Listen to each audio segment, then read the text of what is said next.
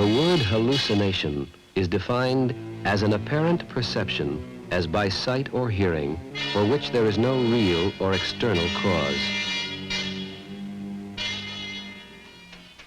From this word is derived the name given to a special group of drugs, the hallucinogens. I don't usually see something that's an actual real thing that I could describe as, you know. Sometimes, one time I saw a lot of faces. Just all these faces appeared in front of me. And they were children's faces and oriental faces and old faces and just all kinds of different faces in front of me. And one time I looked in the mirror and I saw just my face just went through all these changes of different emotions and ages, and you know, I could feel all of the things that I saw. Among these drugs, the hallucinogens, are included mescaline, a chemical taken from the peyote cactus, psilocybin, extracted from a variety of Mexican mushroom, DMT, synthesized from the compound tryptamine, and of course, LSD-25, a derivative of lysergic acid and currently the best known of the hallucinogens. From the very beginnings of unrecorded time, men have reached for substances in the world around them that would alter, extend, and materially change their perception of reality.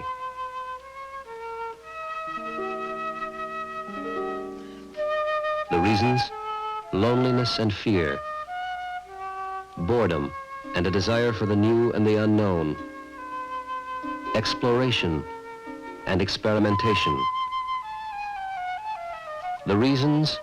As varied and as many as the grains of sand on a beach. I started taking it in 1965 because I was curious about it. I had several friends who had taken it, and they told me that they had, you know, very good experiences with it, and I was just curious. Well, I was curious what I read and what I've heard, and if it could help. I was just looking for something. Sort of because I had heard it makes you not only closer with yourself, but with everybody, this sort of love, peace type thing. And I really wanted to find out if this was true. It was a kick, it was a thrill. You know, when I first started taking it, it was to explore myself. Well, I found I could only go so far before I just ran dead up against myself and I couldn't go any farther. And then after that, I just started taking it for kicks, you know, just to do something. Some have used these drugs to journey into the uncharted tunnels of the mind in search of medical and scientific truth.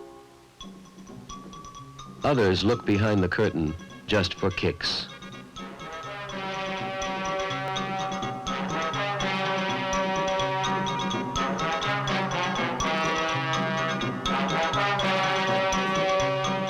Whatever the reason, the fact of the matter is, the use of these drugs is on the rise, and it would seem valuable and interesting to inquire into cause and effect.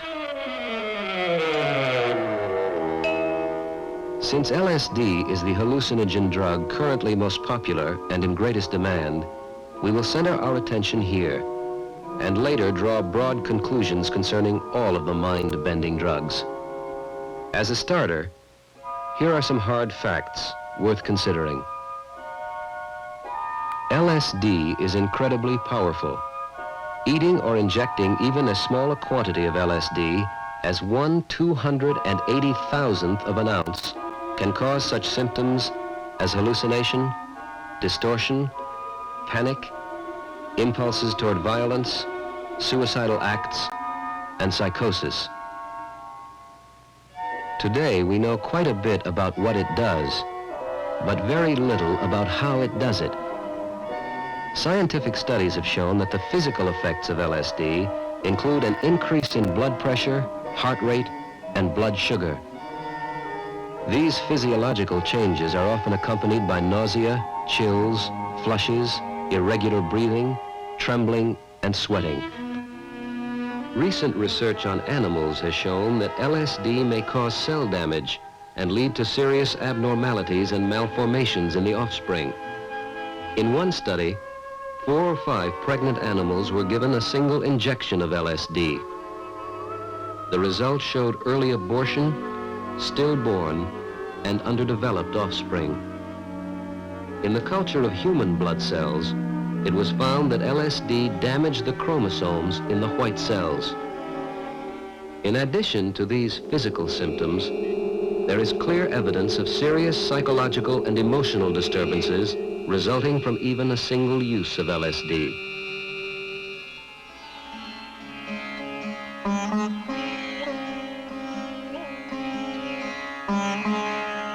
The group use of the hallucinogens at parties is becoming a familiar part of the scene.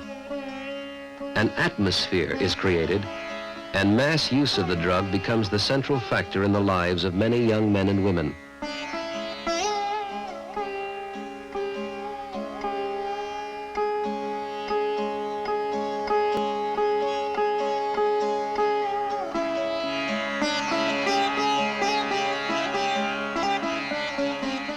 The problem is that while the drug is not physically addicting, there is considerable evidence that it can cause psychological dependence. So let's count the cost and take a good look at the results.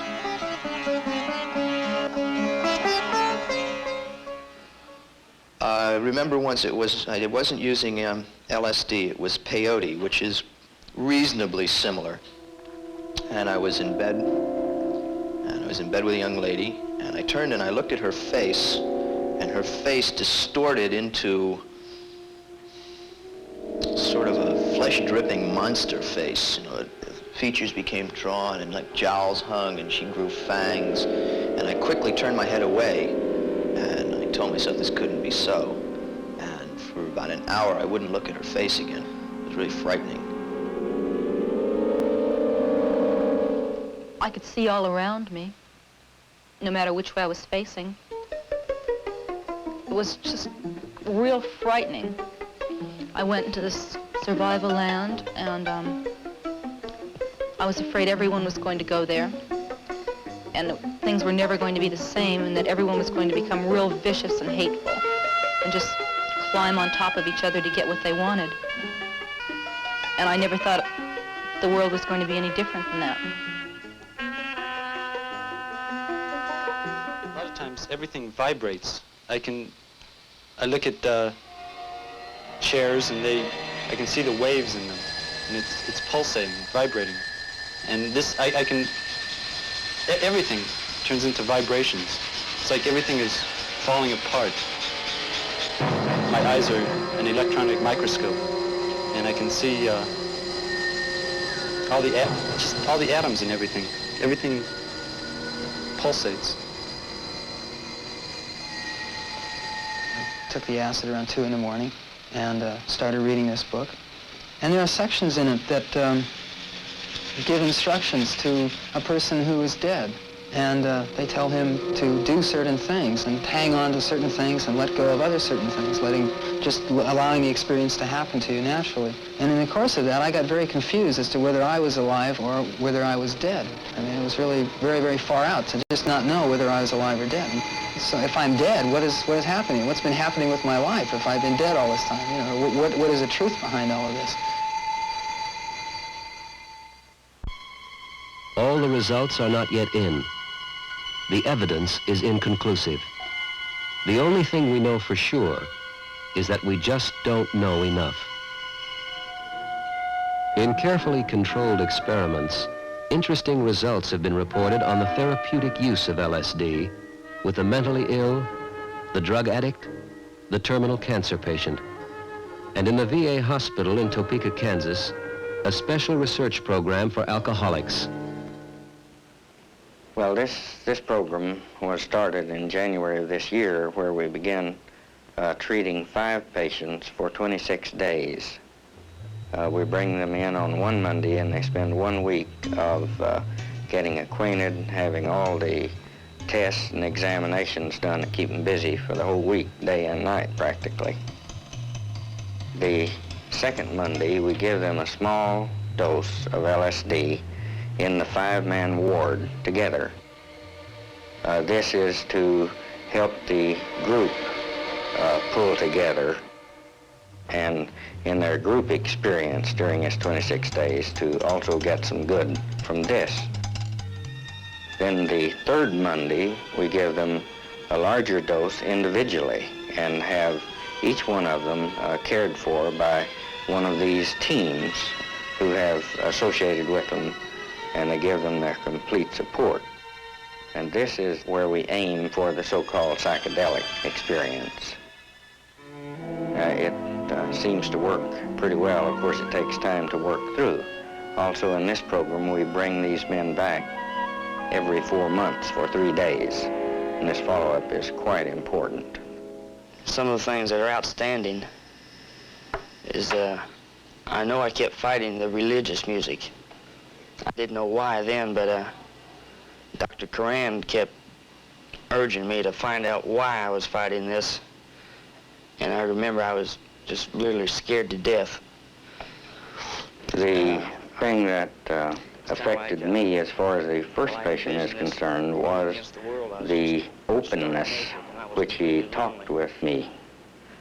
The quality also seemed to be more realistic than he has shown before. These qualities in my head, the good qualities, of course, virtue, love, trust. Then I seen the other ones, hate, anger, distrust. I seen them all in my head, and it was like I was strangling myself, like I had to get rid of all the bad qualities, and I was strangling myself fighting against them. And especially the looking at the two sides in his head in this process, these things were thought about rather deeply, and the thing that makes the difference here is the emotion that goes along with them. And I just reached up, and it was like somebody grabbed me and brought me up. Mm-hmm. And I interpret this as, for the first time in my life, I wanted love. And I think this is the thing that was probably my biggest problem, is that I thought everybody was forcing it on me and I wasn't going to let them. Yeah. But it's not a question I of think forcing, from it's a question hearing of this man report his experience that feeling right now. there definitely is a change as of now. As far as prognosis is concerned, time. There are currently over 50 research projects in progress under the auspices of the Food and Drug Administration and the National Institute of Mental Health, all part of our continuing search to discover more about the hallucinogens. The questions remain. The mind-bending drugs seem to offer so much, but what do they really deliver? As to what it has to offer, that's a difficult question, because what we've seen here have been some things that I don't think most kids thought they were getting when they took the drug. We've seen some kids that have had prolonged psychosis. Some have had to go to state hospitals. Some have been treated for 2 or 3 months and have been able to leave UCLA. Some of them have had severe depressions. Some have been very confused. And some of the groovy hallucinations and the colors that they wanted, they couldn't stop. They got tired of it after 12 or 18 hours, but they couldn't stop the colors. How do they work, and what are the long-range effects of this drug on human personality? Well, we don't know a great deal about long-range effects. People always are asking about chronic brain damage. What we do know, first of all, is that the electroencephalogram, or brainwave test, on this we see in electrodes that are on the scalp and also depth electrodes planted inside the brain, we see changes from LSD in man and animals after a normal dose, and these changes last from 1 to 2 weeks after administration. In addition, we also see the reoccurrences. You take LSD once, the effect wears off in 12 to 16 hours, then up to a year later, either with stress or without stress, without ever taking the drug again, you have the same reoccurrences. The people call them flashes or flashbacks. Reoccurrences of all the LSD symptoms in their original intensity. certainly this implies that something chronic is going on in the brain. Do these drugs really make possible a richer, more productive, happier life? When we follow them along, what we're impressed with is their whole style of life may change. That instead of being involved in productive activity, they claim that they feel better, and yet this feeling better is alongside of a business where they've withdrawn from life, they're disregarding their personal appearance, they don't really care about how they function in the rest of the world, and they're involved in a kind of a pseudo-philosophic concern with life and themselves, with a real absence of contact with other human beings. So it's this interesting business of a kind of withdrawal and the statement that this kind of life makes them feel much better and more insightful. Should the federal government exercise any control over these drugs? And if so, why? It's a simple matter from our point of view that you can't let something get out into general distribution until it has shown some therapeutic potential. And it has shown it under certain conditions, and you can predict fairly well what's going to happen when you give this drug to a large number of people. This hasn't been shown yet, so we have to be very careful in trying to carry out the necessary research that's going to establish whether or not it has a significant therapeutic potential for people. If it does... Questions that must be answered. And because we do not know enough, the United States government controls the manufacture and use of this drug in the interest of all the people. Like all the new drugs, the government feels that a reasonable degree of controlled scientific investigation must provide the answers. LSD, mescaline, psilocybin, DMT, and the other hallucinogens, the mind-bending drugs.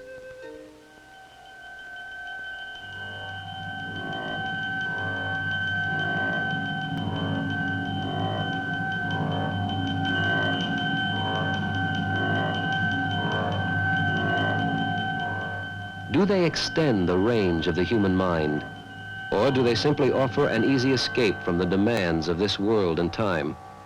I get up and make love and play the guitar and eat, go down to the beach and go swimming, and occasionally write some things when I feel like writing, and think about how I'm going to get a little more money to not starve to death. And it gets you out of that whole intellectual academic framework that you've been taught to be in all the years that you've gone to school. Not only emotional hang-ups, but social hang-ups. Don't do this and don't do that, and you shouldn't associate with these people and this and that. The things that, mores, you might say, that I was brought up with. I get flashes of people seeing me, and it's kind of a schizophrenic thing. In a way, I want people to see me, and sometimes I don't. I'd get up and I'd feel like someone had a rawhide band around my forehead, and it was just such a pressure that by afternoon I'd be crying. So every morning I'd wake up with this pressure, and every afternoon I'd cry.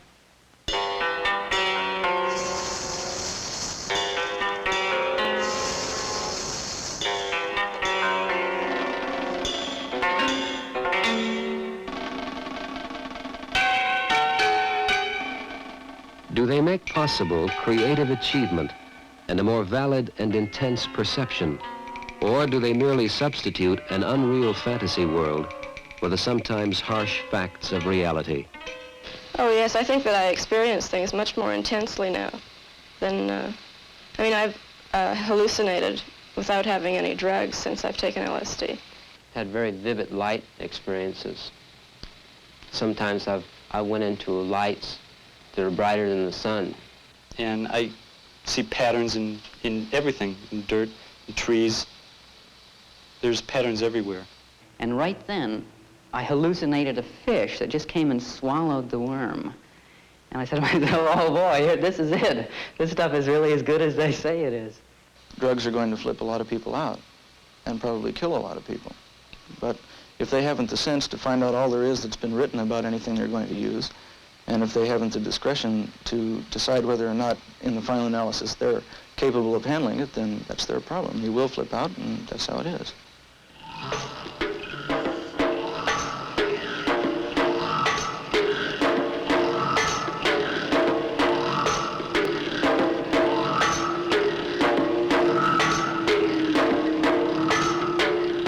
Can they truly broaden and increase the life experience? Or do they rather contract the user's world until it centers totally and wholly around the drug? Yeah, I was looking for a lot of things because I was really strung out at that time on not finding anything in life that was too interesting. A great, great fear of being alone. Just, I could be with a group of people, but I couldn't communicate to them. Well, what can scare you is that all structure can break down. Everything can become one. And that's sort of scary. Another thing that can happen is when you're really far out, things just can disappear. Because as you suggested, I'm one, allergic to it, and two, I don't like to even entertain the notion that that sort of flip out may occur again. I'm not afraid of anything anymore, which is, has good points and its bad points. I'm especially, not afraid to die. I became suicidal for a while, and every now and then go back to there. The true potential of the hallucinogenic drugs remains unmeasured and largely unknown. The danger of lasting physical and psychological damage to the user remains an important factor in the rising use of these drugs. I think a lot of kids say that at first, and then after they're through talking to Dr. Fisher and I, they change their mind. Because we certainly think rebellion is a very healthy thing, and we like rebellion. And we think great changes in society come out of rebellion. And we think that we adults have kind of screwed things up. We haven't done a very good job in the adult world. With the bomb hanging over us in Vietnam, with our crazy ideas about censorship, our crazy sexual attitudes, our abortion laws, we haven't done a very good job. However, I do think that fooling with LSD is like Russian roulette. I don't think it's like swallowing goldfish. I don't think it's spinning a hula hoop or crowding a lot of people into a telephone booth. I think, unfortunately, this can be a permanent, long-lasting, damaging situation. So I'm all for rebellion. I think a great deal of good can come out of it. I hope people who are considering using LSD, however, will think of some of these things. We don't know them all. We do know a few, though. And one of the ones that we really know is that they may be damaging themselves permanently. The facts of the matter suggest caution and a careful counting of the cost.